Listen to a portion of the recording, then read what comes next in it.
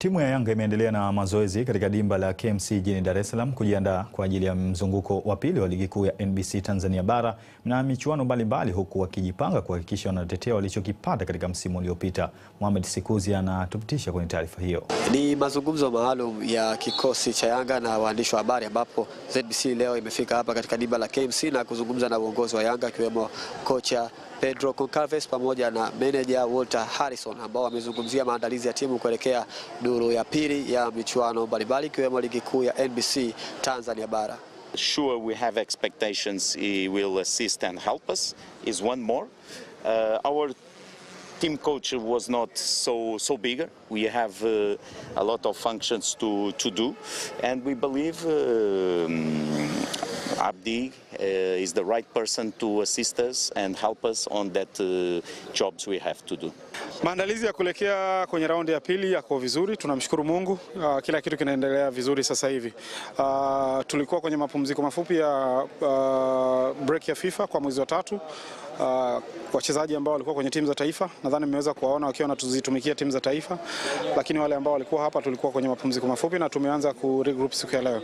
Tunategemea kuweza kufanya maandalizi yetu kuelekea mchezo unaofuata dhidi ya Tanzania Prisons tarehe 4 kwenye uwanja wa KMC, na tunategemea tutakuwa kwenye wakati mzuri wa kuweza kufanya maandalizi mazuri kuelekea kwenye mchezo huo. Kwa upande wa wachezaji pia wamezungumza namna raundi ya kwanza ilivyokuwa na ugumu, wakizungumza namna ambavyo namba katika timu hiyo ilikuwa ikipambaniwa kutokana na ubora wa kila aina ya mchezaji, lakini pia wamezungumza namna ambavyo wanafanya mazoezi binafsi kwa ajili ya kuhakikisha wanaipambania timu yao Yanga, kuhakikisha kwamba wanabaki na makombe yote ambayo walitafuta katika misimu iliyopita. Na pia wamezungumzia ugumu wa ligi kuu ya NBC kwa misimu miwili iliyopita, lakini kwa msimu huu unaonekana kuchangamka na baadhi ya timu kuibuka kupambania na kufanya ligi hiyo kuwa ligi bora barani Afrika. Kupata nafasi kwenye timu kama hii huwa najiona huwa na feel proud, sababu ni timu kubwa, ni timu ambayo kila mtu anatamani kucheza inapoingia uwanjani. So ninapopata nafasi ya kuingia kucheza, natamani na najaribu nifanye vizuri, ni prove ya kwamba I deserve to be here. Ushindani unaongezeka kadiri ya siku zinavyoenda na ligi inavyoenda mwishoni.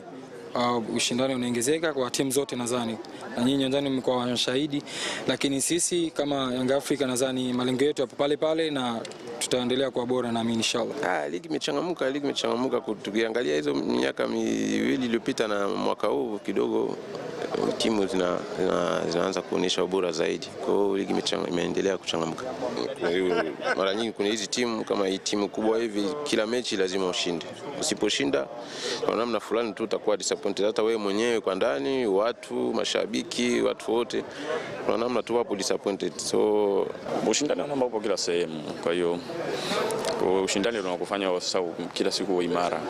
Usipopata ushindani maana yake hautakuwa imara. Kwa hiyo sisi kama timu, kama unaona tunashindana, hata nafasi siku ikipatikana inabidi ushindane ili uonyeshe mwalimu kwamba mwenyewe nafasi nahitaji. Ile feeling nzuri kwa sababu malengo yetu sisi ni kupata pointi 3.